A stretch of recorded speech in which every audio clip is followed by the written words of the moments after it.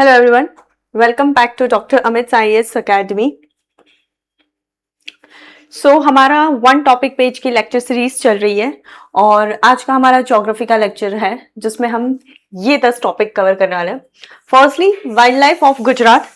Earlier हमने core geography है, कुछ और दूसरे बेसिक्स कॉन्सेप्ट्स है जो हम कवर कर चुके हैं, तो प्रीवियस लेक्चर्स भी आप रेफर कर सकते हो यूट्यूब पे।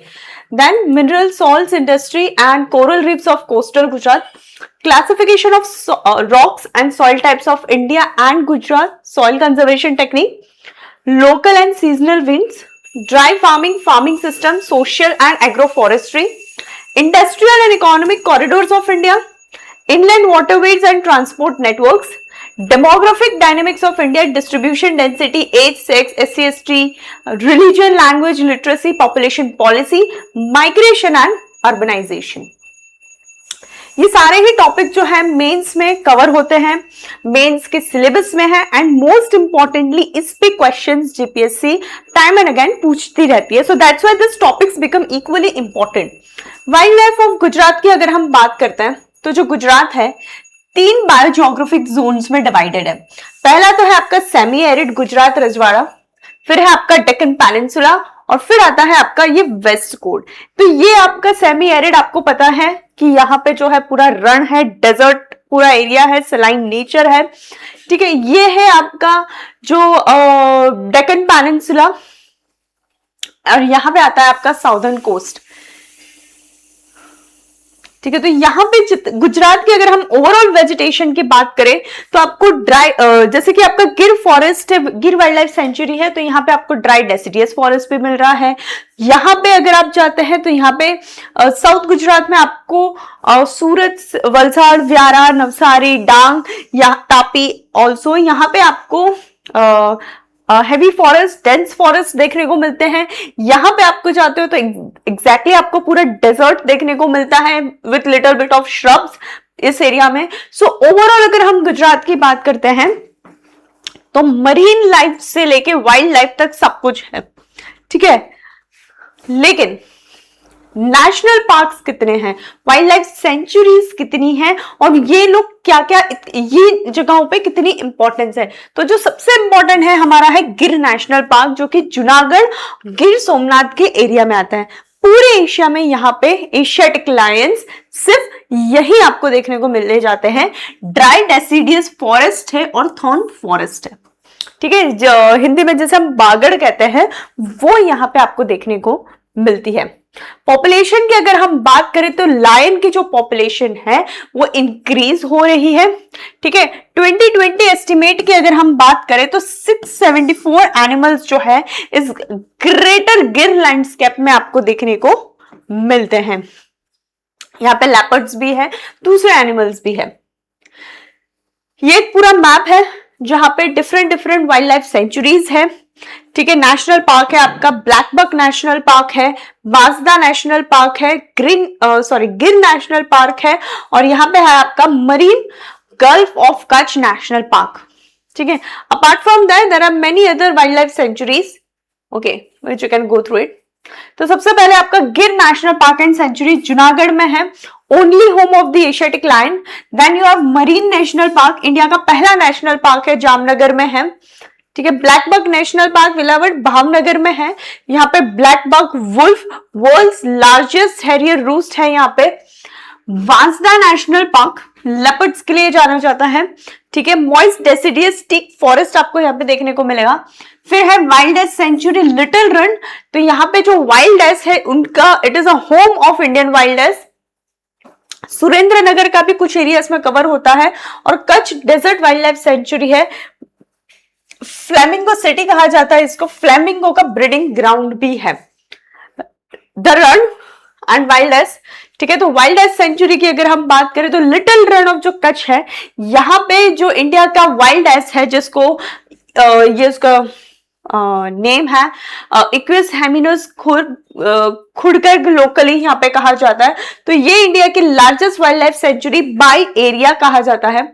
ग्रेट इंडियन बस्टर्ड यहाँ पे आपको देखने को मिलेगा इस वाइल्ड लाइफ सेंचुरी में और ये क्रिटिकली एंडेंजर्ड कैटेगरी में आता है। वेटलैंड्स की बात करें तो रामसर कन्वेंशन के हिसाब से तो गुजरात में काफी सारी वेटलैंड्स हैं, लेकिन नल सरोवर एक सबसे इंपॉर्टेंट एरिया आता है गुजरात का, क्योंकि ये पहला रामसर साइट था। ठीक है, शैलो लेक है। अगर विंटर्स के टाइम पे आप जाओगे तो यहाँ पे माइग्रेटरी बर्ड्स आपको बहुत ज्यादा कैटेगरीज में देखने को मिलेंगी। थोड़ है और खिचड़िया है। थोड़ लेक है महसाणा के पास और खिचड़िया है जामनगर में। ये भी बर्ड रिच वेटलैंड्स एरिया है और 2021 में इसको रामसर साइट में इंक्लूड किया था। फिर है वधवाना, वडोदरा के पास है, रिजर्वॉयर है जिसको इसको भी 2021 में रामसर साइट डिक्लेयर किया गया था विंटर माइग्रेटरी बर्ड्स के लिए। तो ये है आपके कुछ इंपॉर्टेंट रामसर साइट जो कि गुजरात में है। रामसर साइट पे वेटलैंड्स पे स्पेसिफिकली क्वेश्चंस जीपीएससी ने नहीं पूछे हैं, वाइल्ड लाइफ सेंचुरीज पे नहीं पूछे हैं, नेशनल पार्क्स पे नहीं पूछे कि भाई गुजरात में कितने नेशनल पार्क या वाइल्ड लाइफ सेंचुरी पे है, but expected line of questions में क्वेश्चन आ सकते हैं। इनफैक्ट टाइप ऑफ फॉरेस्ट या फॉरेस्ट्री रिलेटेड भी क्वेश्चन नहीं आया है। फिर है mineral salt industry and coral reefs of coastal Gujarat, but obviously coast है तो हमारे यहाँ पे सॉल्ट प्रोडक्शन होगा। ठीक है, वाटर का इन्फ्लक्स है, कोरल रीफ्स भी है और मिनरल्स का भी भंडार है। अगर आप लोगों ने ज्योग्राफी की मेरी प्रीलिम्स लेक्चर सीरीज नहीं देखी है तो प्लीज देखिएगा, वहां पे मिनरल्स के ऊपर हम एक पूरा डेडिकेटेड लेक्चर कवर अप कर चुके हैं। ठीक है, मेंस वाले इस जो हमारी लेक्चर सीरीज होगी उसमें भी ये चीज कवर अप होगा। तो गुजरात की अगर हम बात करें तो लॉन्गेस्ट कोस्टल लाइन है 1600 किलोमीटर की, जो है वो कोस्टल लाइन है जहां पे आपको salt, petroleum, port, marine economy के लिए ये इंपॉर्टेंट एरिया माना जाता है। कच्छ, सौराष्ट्र और कैम्बे में सेडिमेंट्री बेसिन होने की वजह से यहां पे आपको लिग्नाइट, बॉक्साइट, लाइमस्टोन, फ्लोराइड और हाइड्रोकार्बन्स काफी ह्यूज क्वांटिटी में मिलता है। प्लस कोस्ट है तो हमारे पास लार्जेस्ट सॉल्ट आउटपुट भी है। ठीक है, गुजरात के पास सेकंड लार्जेस्ट मैंग्रोव बेल्ट है और हमारे पास नॉर्थ मोस्ट यानी कि जो कच्छ का एरिया है वहां पे नदर्न मोस्ट में हमारे पास कोस्टल रीफ भी है और ये सारा जो है गुजरात मराइन नेशनल पार्क में कवर होता है। इंपॉर्टेंट मिनरल्स जो गुजरात में मिले जाते हैं, इसका सबसे पहला है लिग्नाइट, जो कि पनानधारो और मातानो मड, कच्छ, भावनगर, सुरखा में देखने को मिलता है, यहां से मिलता है। बॉक्साइट है Kutch, Jamnagar and Devbhoomi Dwarka. Limestone Saurashtra and Kutch feeds a large cement industry. कुछ हद तक लाइमस्टोन जो है जामनगर और देवभूमि द्वारका दोनों में मिलता है। फ्लोरस्पार, अम्बाडुंगर, छोटा उदयपुर इंडिया का लार्जेस्ट डिपॉजिट फ्लोरस्पार का यहाँ पे है। Agate carnelian, Ratanpur, Khambhat traditional gem cutting के लिए यूज होता है। और मैंगनीज और सिलिका लैंड की बात करें तो Panchmahal and coastal Saurashtra glass and tracks में है। देखो मिनरल्स क्यों जरूरी है जानना, क्योंकि जब आप क्वेश्चंस डील करते हैं कि XYZ फैक्ट्री जो है वो इस पर्टिकुलर एरिया में ही क्यों है, तो एक रॉ मटेरियल के हिसाब से भी कुछ कुछ फैक्ट्रीज की लोकेशन वहां पे है। फॉर एग्जाम्पल अगर हम सीमेंट इंडस्ट्री की बात करें तो सबसे ज्यादा सीमेंट इंडस्ट्री गुजरात में जो है द्वारका, पोरबंदर वाले एरिया में है। अगर हम इंडिया की लार्जेस्ट सिरामिक इंडस्ट्री की बात करते हैं तो वो मोरबी में है, क्योंकि सिरामिक इंडस्ट्रीज में जो कुछ भी इंग्रेडिएंट्स है, जो कुछ भी रॉ मटेरियल चाहिए मिनरल्स, वो आसपास के एरिया जैसे देवभूमि द्वारका, जामनगर, वहां से आपको मिलता है। So that's why location of industries and the mineral belts they go together. Okay, अब पेट्रोलियम और नेचुरल गैस की बात करते हैं तो हमें पता है कि गल्फ ऑफ खंबात बेसिन जो है हमारा, यहाँ पे हमारे पास पेट्रोलियम है। ठीक है, ऑनशोर फील्ड्स है अंकलेश्वर में, कालोल में, नवागाम, लुनेज, कोसंबा और गांधार के एरिया में, तो वहां पे हमारा ONGC का प्लांट है। अंकलेश्वर की अगर हम बात करते हैं जो भरूच डिस्ट्रिक्ट में आता है, तो यहाँ पे first major onshore oil field है। ठीक है, जिसकी वजह से यहाँ इसको गोल्डन सिटी ऑफ ऑयल भी कहा जाता है। सॉल्ट की हम बात करें तो इंडिया का सॉल्ट बाउल कहा जाता है गुजरात को, क्योंकि हम जो है लार्जेस्ट प्रोड्यूसर है in the salt industry. 70 to 80% of national output Gujarat दे रहा है। ठीक है। और यहाँ हम both sea and inland brine दोनों से करते हैं। अगर सॉल्ट का सबसे बड़ा अगर हम एरिया माने जहां से हमारा मैन्युफैक्चरिंग है तो वो है सौराष्ट्र और कच्छ कोस्ट। ठीक है, यही आप अगर सूरत, नवसारी या तापी या फिर आपका वलसाड़ वाले एरिया में आएंगे तो यहाँ पे आपको सॉल्ट प्रोडक्शन इतना देखने को नहीं मिलेगा। लेकिन जब आप ये सौराष्ट्र और कच्छ कोस्ट को कवर करेंगे तो यहाँ पे जो है आपको ये चीज देखने को मिलेगी। Coral reefs, gulf of Kutch reef है। ठीक है, इंडिया की 4 मेजर रीफ सिस्टम जो है, इंडिया 4 मेजर रीफ सिस्टम, जिसमें आपका गल्फ ऑफ मन्नार है, लक्षद्वीप है और अंडमान है, और चौथा है आपका gulf of Kutch. Marine national park, यहाँ पे रीफ्स है और कुछ जो इंपॉर्टेंट आइलैंड्स है जैसे आपका पिरतोन हो गया, नारारा हो गया और पोशित्रा हो गया। यहाँ पे इंडिया का पहला नेशनल पार्क भी है और यही नेशनल पार्क के अंदर ये रीफ्स का कंजर्वेशन भी है। मैंग्रोव्स की अगर हम बात करें तो हमारे पास सेकंड लार्जेस्ट कवर है of mangroves after West Bengal. Mangroves पे क्वेश्चन, कोरल रीफ्स पे आई थिंक क्वेश्चन पूछ चुकी है जीपीएससी। पोर्ट इंडस्ट्री की अगर हम बात करें तो हम ये पहले भी डिस्कस कर चुके हैं कि कंडला पोर्ट है, कच्छ इंडिया का सबसे पहला स्पेशल इकोनॉमिक जोन यहाँ पे डिक्लेयर किया था और हमारा मेजर पब्लिक पोर्ट है, trade free tariff free trade होता है यहाँ पे। मुंद्रा पोर्ट है, इंडिया लार्जेस्ट कमर्शियल पोर्ट है, अदानी इसे ऑपरेट करते हैं। जामनगर रिफाइनरी है, world's largest oil refining complex है रिलायंस का यहाँ पे। कोयाली रिफाइनरी वडोदरा में इंडियन ऑयल कॉर्पोरेशन की रिफाइनरिंग प्रोसेसिंग इंडस्ट्री है। अंकलेश्वर की ऑयल फील्ड भरूच है और दहेज में आपका soda ash and petrochemical belt है। दहेज पे पोर्ट भी है, ठीक है, इसलिए दहेज का जो पूरा इंडस्ट्रियल एरिया है वो काफी इंपॉर्टेंट भी है। बहुत सारे इंपॉर्टेंट पार्क्स, बिजनेस पार्क्स वहां पे डेवलप हुए हैं। ठीक है, जीपीएससी ने 2021 में क्वेश्चन पूछा है, discuss the conditions required for the coral growth with specific reference to the coastal growth. तो बेसिकली आपको सबसे पहले तो बताना है कि कोरल की प्रोडक्शन के लिए क्या क्या कंडीशंस चाहिए। ठीक है, फिर आप बताओ कि इंडिया में कहां कहां कितनी कितनी जगह पे कोरल रीफ्स है, बेल्ट कौन कौन से हैं, largest, second largest, third largest, वो सारी चीजें आप कंडीशंस के साथ बताइए। मैप ड्रॉ करो गुजरात का, वहां पे स्पेसिफिकली बताओ कि यहाँ पे कोरल रीफ्स अवेलेबल है, special reference to coastal Gujarat. तो कोस्टल गुजरात के हिसाब से कहां पे कोरल रीफ है, मरीन नेशनल पार्क के बारे में बात कीजिए and you are go with the answer. Classification of rocks and soil types of India and Gujarat. ठीक है, हमें पता है कि हमारी जो रॉक सिस्टम है वो 3 फैमिलीज में डिवाइडेड है by the origin of rocks. सबसे पहला है तो आपका इग्नियस रॉक। जब भी मैग्मा या लावा बाहर आता है वो कूल डाउन होता है तो वो एक सरफेस क्रिएट करता है। सालों का ये जो सरफेस जिस तरीके से डिपोजिशन इरोजन से जो बना है, ठीक है, उसको हम कहते हैं इग्नियस रॉक। फिर है आपका सेडिमेंट्री रॉक। तो ये बेसिकली डिपोजिशन, कंपैक्शन, जो सेडिमेंटिंग फॉर्मेशन से हुआ है वो है आपका सेडिमेंट्री।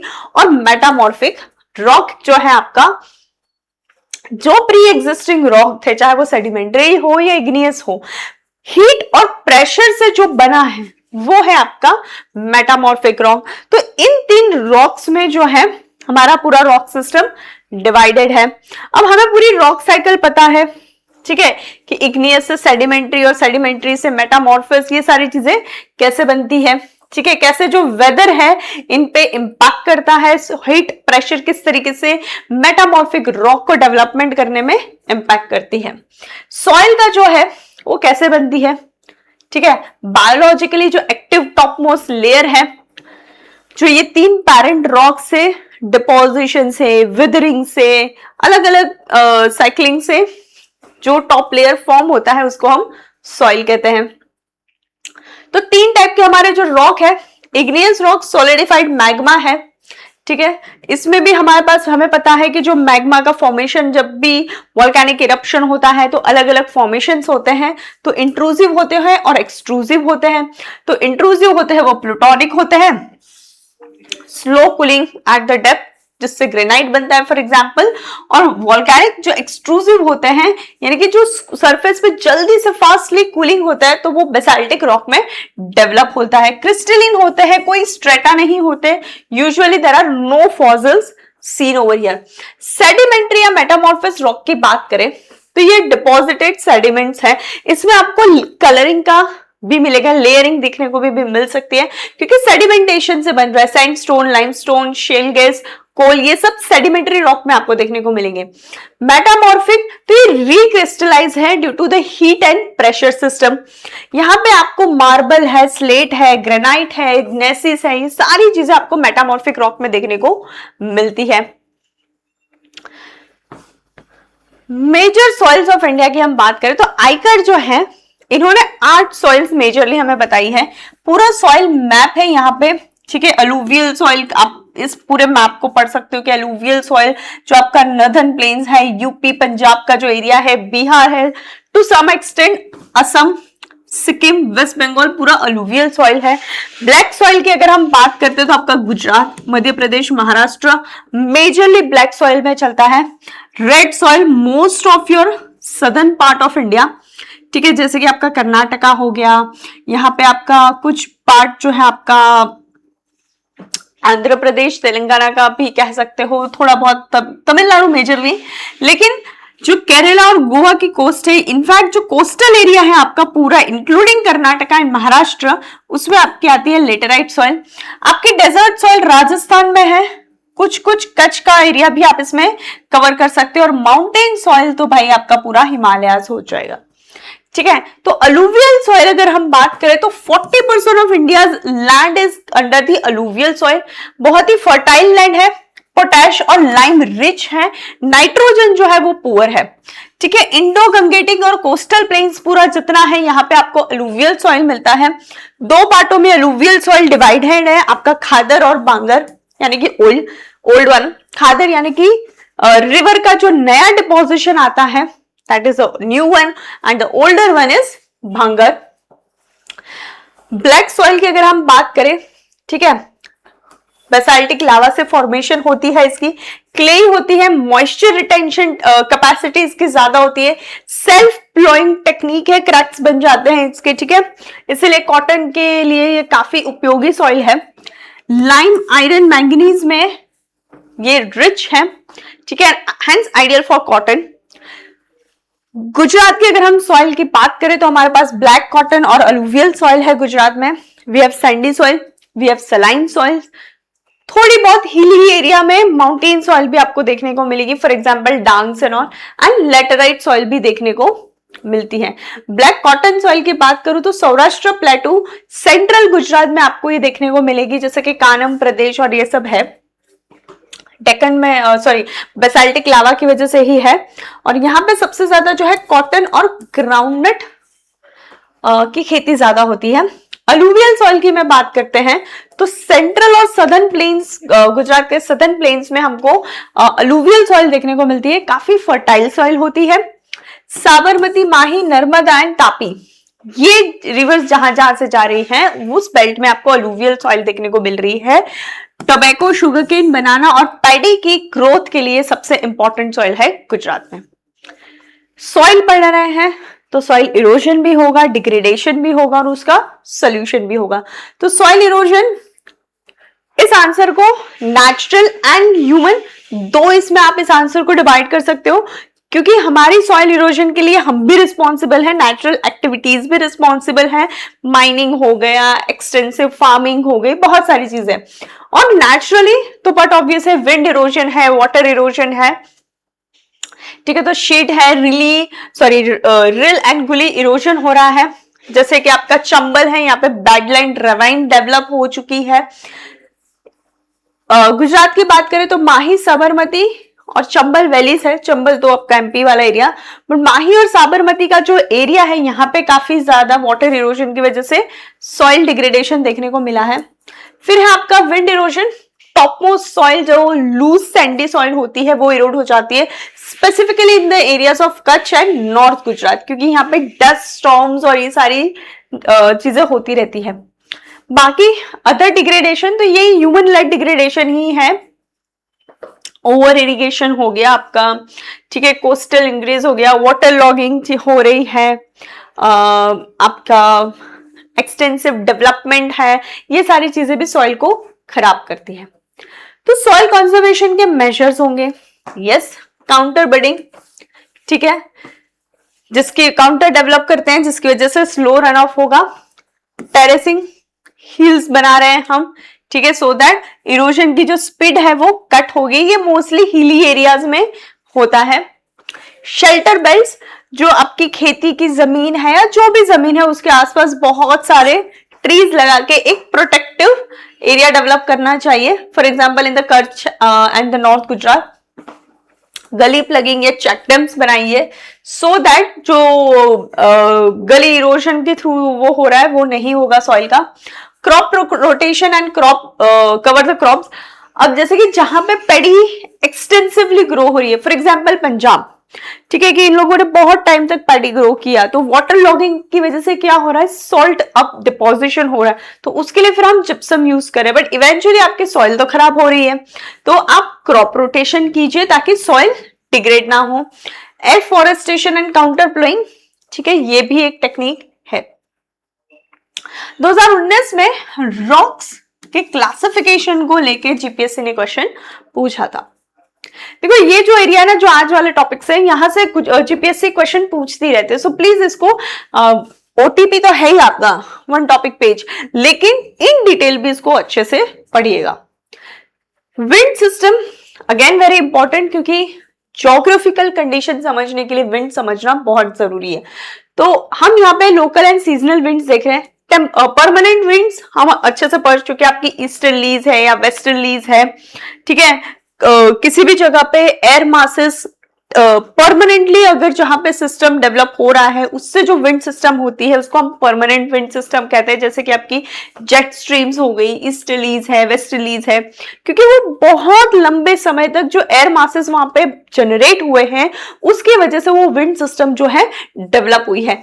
लेकिन कुछ विंड्स होती हैं जो कि लोकली और सीजनल विंड्स हम कहते हैं। फॉर एग्जाम्पल सी ब्रीजेस, ये लोकल विंड सिस्टम है, ठीक है, कि शाम को ठंडी हवा जाएगी, दिन में गर्म हवा चलेगी, ठीक है, तो ये एक नॉर्मल विंड सिस्टम है। लेकिन कुछ विंड सिस्टम होती है जो सीजनल भी आती है, जैसे गर्मी में लू आ रही है, या वेस्टर्लीज, वेस्टर्न डिस्टर्बेंसेस की वजह से ठंडियों में बरसात हो रही है, ठीक है, टेम्परेचर इंक्रीज हो रहा है, सो वो आपकी सीजनल विंड्स हो गई। ये होती है क्योंकि लोकल टेम्परेचर प्रेशर सिस्टम में चेंजेस हो रहे हैं due to certain planetary winds. और ये जितनी भी आपकी सीजनल और लोकल होती है ये लिमिटेड एरिया में होती है और इनका जो ड्यूरेशन होता है वो भी शॉर्ट होता है, कुछ कुछ तो डे टू डे डिपेंड कर जाता है, अलग अलग होता है। सीजनल विंड्स की अगर हम बात करें तो समर यानी कि मार्च से मई में जो होती है वो उसको हम लू कहते हैं इन जनरल, ठीक है। ये hot dry north Indian winds होती हैं, हॉट होती है, ड्राई होती है और लोकल कनेक्टिव होती है, कन्वेक्टिव होती है, sorry. Pre monsoon mango shower या कल बैसाखी, नॉर्वेस्टर्स हम इसको कहते हैं। प्री मॉनसून थंडरस्टॉर्म रेन लेकर आती है। विंटर दिसंबर फेब में वेस्टर्न डिस्टर्बेंसेस की वजह से बारिश होती है और हमारे जो रैबी क्रॉप्स है specifically in the northern part of India उसके लिए बहुत अच्छा माना जाता है। मेडिटेरेनियन सी में extra tropical cyclonic conditions develop होती है जिसकी वजह से ये extremely high speed western disturbances जो विंड सिस्टम है वो डेवलप होता है और वो इंडिया की तरफ आता है। पामिर नॉर्थ से दो भाग में डिवाइड होता है, एक पार्ट जो है इंडिया मतलब पाकिस्तान इंडिया की तरफ आता है और दूसरा भाग जो है आपका नॉर्थ एशिया की तरफ जाता है। फिर है आपकी डेली ब्रीजेस, जैसे कि आपकी सी ब्रीज हो गई, लैंड ब्रीज बाय नाइट, ठीक है, डायरल जो हमारी ब्रीज सिस्टम है वो है बेसिकली। तो अगर हॉट समर विंड की जिसको हम लू कहते हैं उसकी अगर हम बात कर रहे हैं मार्च से लेके मई तक ये होती है, ठीक है, 45 to 50 डिग्री सेल्सियस तक ये प्रॉपर सिस्टम जाती है। Indo Gangetic plain Rajasthan, Punjab, Haryana, UP, Bihar majority जो है यहाँ पे आपको देखने को मिलती है।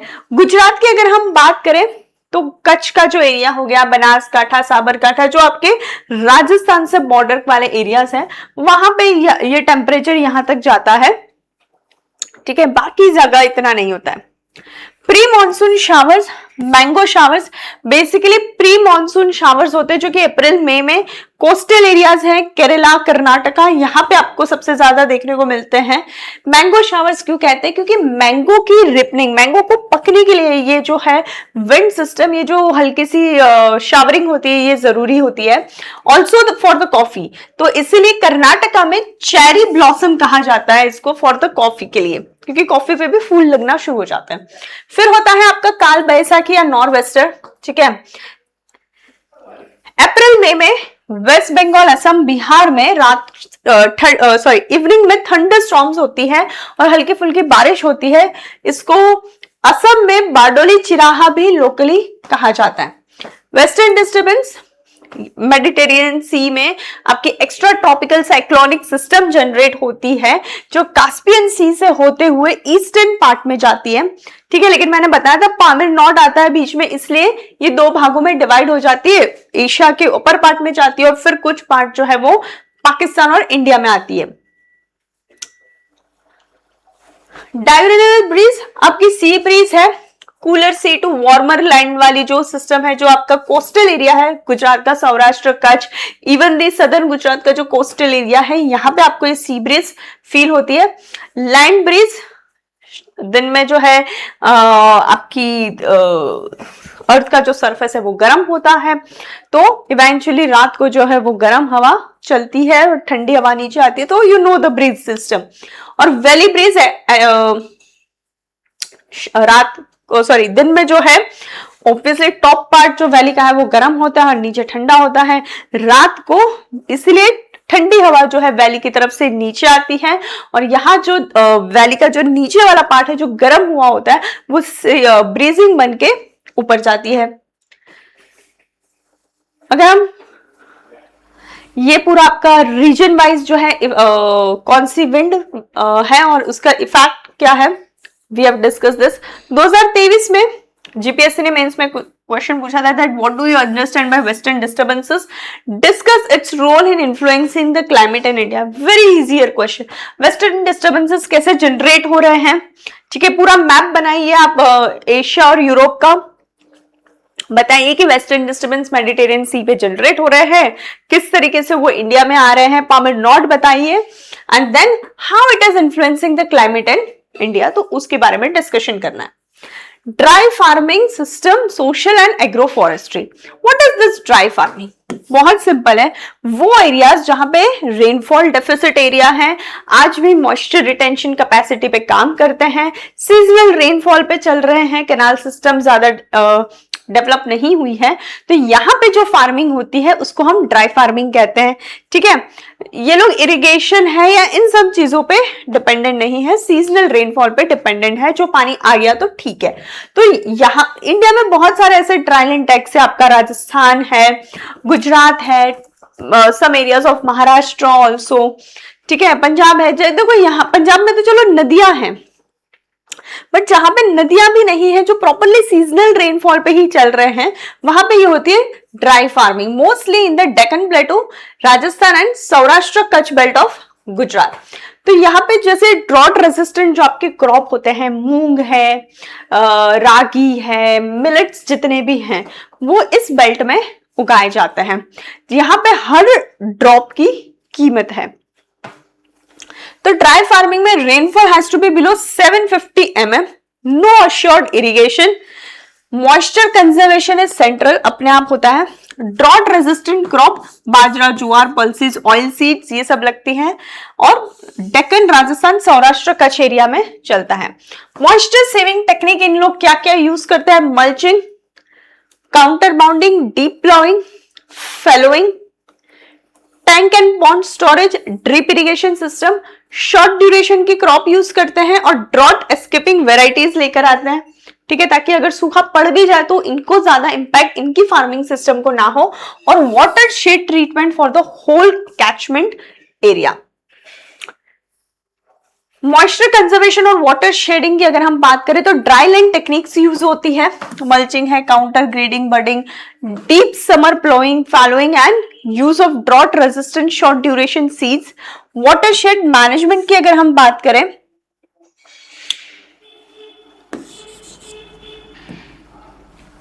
तो जो पूरा का कैचमेंट इनका एरिया होता है, ठीक है, उसको ये लोग अच्छे से कवर कर देते हैं। ये लोग इरोजन पे वर्क करते हैं, ग्राउंड वाटर रिचार्ज पे काम करते हैं, ठीक है। Farming system subsistence farming majorly होती है, ठीक है। छोटे छोटे स्मॉल फार्म लैंड्स है, तो जो फैमिलीज है वो अपनी नीड्स के लिए, अपने इनपुट्स के लिए उतना ही मेनली ग्रो करती है। मिक्स्ड फार्मिंग की अगर हम बात करते हैं यहाँ पे, तो यस, यहाँ पे मिक्स्ड फार्मिंग की जाती है। लाइफ स्टॉक और फार्मिंग दोनों एक साथ ये लोग फॉलो करते हैं। Social forestry, raising and management of trees on public and community land. Highways हो गए, पार्क्स हो गए, ठीक है, इन सब जगहों पे ट्रीज का मैनेजमेंट वगैरह करना, ऑब्वियसली उन्हें उगाना वगैरह, फ्यूल, फॉडर, टिम्बर, फ्रूट, ठीक है, रूरल पीपल के लिए, नेचुरल फॉरेस्ट करने के लिए, ये सारी चीजों के लिए ये सोशल फॉरेस्ट्री की जाती है। फिर है आपका दूसरा concept farm forestry, growing trees on farmers own field, ठीक है। बहुत बार किनारों पे जो है, फार्मिंग लैंड के किनारों पे ऐसे ट्रीज लगाए जाते हैं। दो टेक्निक्स करती हैं, पहले तो काउंटर बटिंग का भी जो है काम करती है, दूसरा कुछ ट्रीज जो होती है वो उनके फ्यूल और फॉडर के लिए भी हेल्पफुल हो जाती है। एग्रो फॉरेस्ट्री, ट्रीज लगाना है, श्रब्स लगाना है, उसी के बीच में कहीं कहीं क्रॉप्स और लाइफ स्टॉक सेम लैंड पे सारी चीजें करनी है, उसको हम कहते हैं एग्रो फॉरेस्ट्री। एग्री सिल्वीकल्चर जो की मॉडल्स हैं, crops with trees, silvi pasture, trees with pasture and life stock, agri horticulture, crops with fruit trees and agri silvi pasture, ठीक है। फार्मिंग सिस्टम की अगर हम बात करें तो हम सबसिस्टेंट फार्मिंग जो है यूज हो रही है, ठीक है। Mixed crops plus life stock together चलता है। Plantation, single cash crop estate, आपका टी एस्टेट हो गया, बहुत सारे जो फ्रूट्स के बगीचे हैं, मैंगोज है, चीकू है, पपाया है, राइट। शिफ्टिंग झूम कल्टीवेशन, एक जगह पे कुछ साल तक फार्मिंग की, मोस्टली हिली एरियाज में होता है, अब यहाँ लैंड खराब हो गई, अब दूसरी जगह पे जाके करेंगे, तो इसको हम झूम कल्टीवेशन कहते हैं। मोस्टली ट्राइबल कम्युनिटी ये सिस्टम प्रैक्टिस करती है।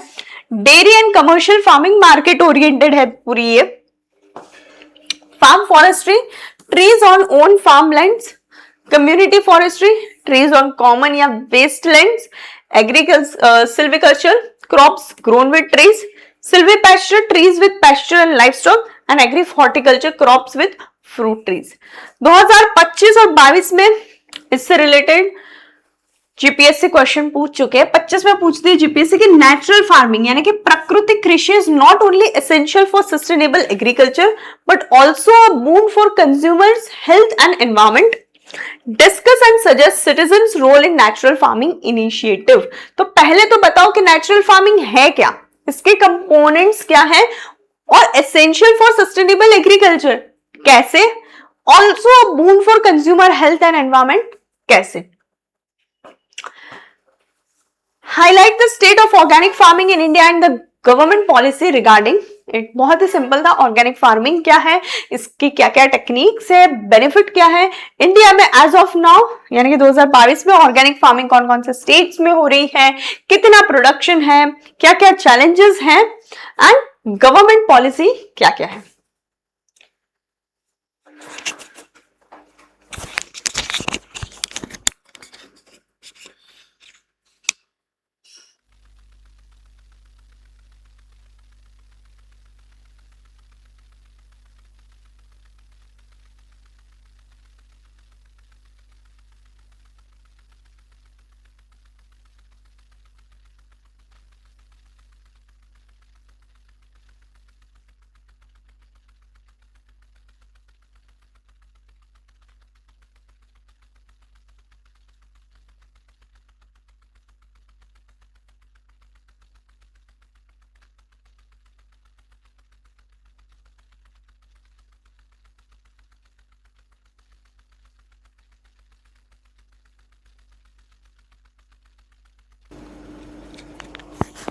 Hello hello hello, extremely sorry, some issue with the mics. फिर है आपका industrial economic corridor of India, ठीक है। हाई डेंसिटी हमको ट्रांसपोर्ट सिस्टम चाहिए, इसलिए हमने ठीक है, अलग अलग क्लस्टर्स में इंडस्ट्रियल जोन डेवलप किए हैं, प्रॉपर ट्रांसपोर्टेशन सिस्टम के लिए इकोनॉमिक कॉरिडोर्स बनाए हैं।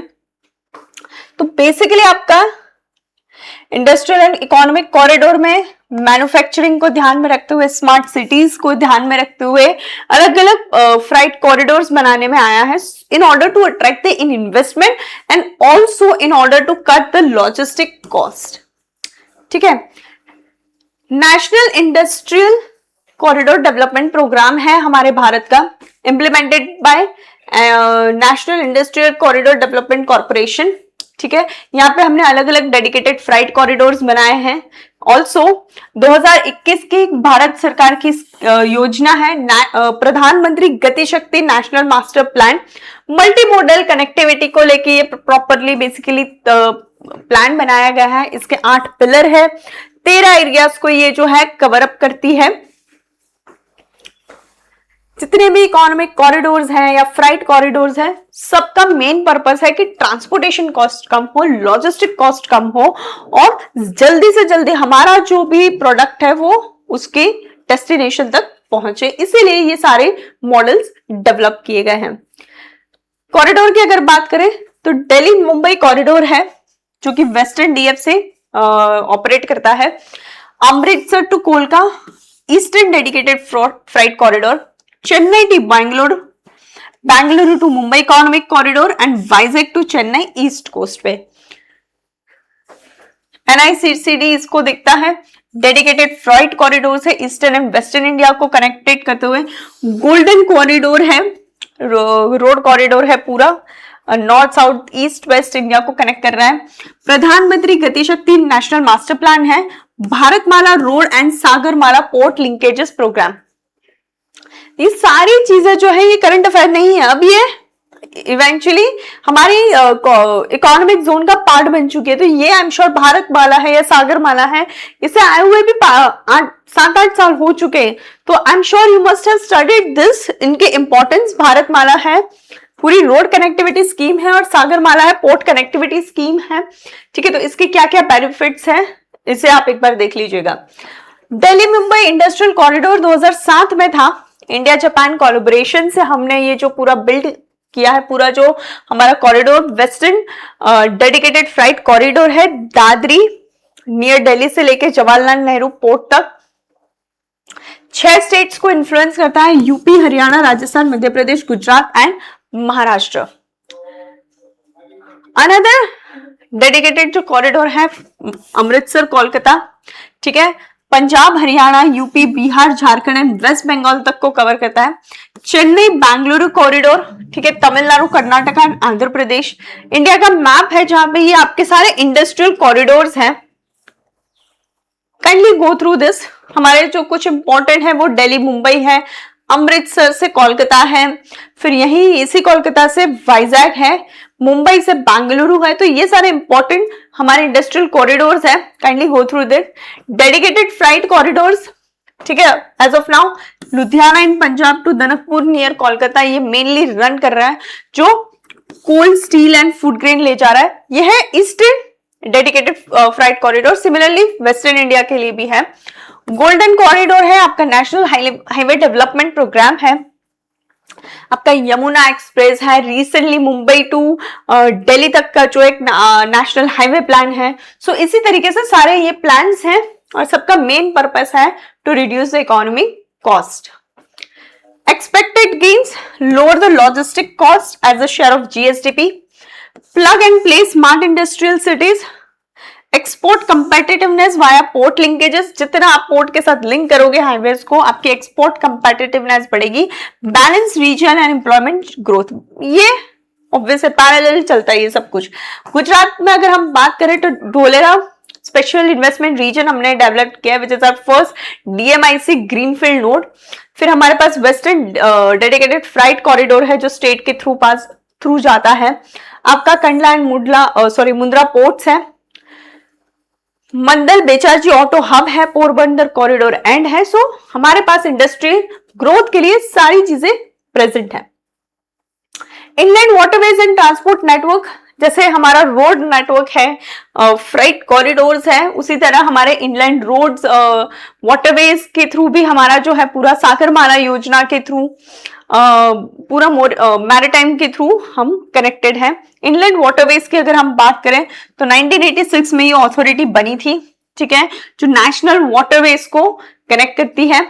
नेशनल वाटरवेज एक्ट 2016 में 111 नेशनल वाटरवेज को डिक्लेयर किया है कि हम इतने बनाएंगे, कुछ बन चुके, कुछ अंडर द प्रोसेस है, ठीक है। रोड्स और नेटवर्क की बात करें, हमारे पास वर्ल्ड्स लार्जेस्ट रोड नेटवर्क है।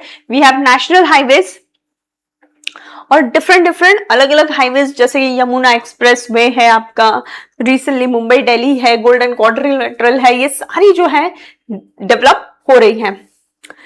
Bharatmala again a flagship highway program है which is building economic corridors, feeder and inter corridor routes. Ports and maritime trade की अगर हम बात करें, so we have many major trade ports, ठीक है, जहां से अलग अलग लेवल पे जो है ट्रेड हैंडल हो रहा है। Ports handle the overwhelming majority of India trade by volume. तो आपका जवाहरलाल पोर्ट हो गया, या आपका कंडला पोर्ट हो गया, आपका मुंद्रा पोर्ट हो गया, वाइजैक का पोर्ट हो गया। सागरमाला 2015 जो योजना लॉन्च हुई थी, उसका पर्पस ये था कि पोर्ट के लिंकेजेस करना है, पोर्ट का मॉडर्नाइजेशन करना है, उनकी कनेक्टिविटी बनानी है और कोस्टल कम्युनिटी का डेवलपमेंट करना है। उड़ान स्कीम लाए थे हम एयरपोर्ट्स की एयर कनेक्टिविटी में, ठीक है, जहां पे आम आदमी उड़ सके, उसको जो एयर कनेक्टिविटी का उसको बेनिफिट मिले, तो उसके लिए हम उड़ान स्कीम लेके आए थे, ठीक है। एयरपोर्ट अथॉरिटी ऑफ इंडिया उसे मैनेज करती है। So this was about our connectivity. India, Gujarat की बात करें तो 1600 किलोमीटर की लॉन्गेस्ट कोस्ट लाइन है हमारी, जो मेजर और माइनर पोर्ट्स के थ्रू हैंडल होती है, ठीक है। कंडला और मुंद्रा पोर्ट्स हमारे मेजर पोर्ट्स हैं। रिसेंटली गुजरात सरकार ने घोघो हजीरा रोरो फेरी सर्विस भी स्टार्ट की है, जो कोस्टल शिपिंग को देखती है, और मुंबई अहमदाबाद बुलेट ट्रेन है जो high speed rail system develop की है। डेमोग्राफिक डायनामिक्स ऑफ इंडिया, तो देखो लेटेस्ट सेंसस नहीं आया, तो हमारे पास एज ऑफ नाउ जो सेंसस है वो है 2011 का सेंसस, और उसी को ध्यान में रख के हमको क्वेश्चंस का आंसर करना है। तो as per 2011 census 121 billion population है, लेकिन we know it has cross 130, ठीक है। डिकेडल ग्रोथ की अगर हम बात करें तो 17% का डिकेडल ग्रोथ है, और हमारी पॉपुलेशन अच्छी खासी है। पॉपुलेशन अनइवनली स्प्रेडेड है, फर्टाइल नॉर्दर्न प्लेन्स और कोस्टल डेल्टास में सबसे ज्यादा है, डेजर्ट हिल्स और फॉरेस्ट एरिया में पॉपुलेशन कम है। ऑब्वियस रीजंस है उसके, ठीक है। अगर ऐसा क्वेश्चन पूछा जाए भाई ऐसा क्यों है, तो you have basic knowledge to answer it, ठीक है। मोस्ट पॉपुलर स्टेट है आपका उत्तर प्रदेश, हाईएस्ट डेंसिटी है बिहार में और लोएस्ट अरुणाचल में, हाईएस्ट सेक्स रेशियो है केरला में और लोएस्ट है हरियाणा में, ठीक है। This is as per the 2011 census. 2027 का जो सेंसस आएगा वो काफी सारी चीजें क्लियर और करेगा।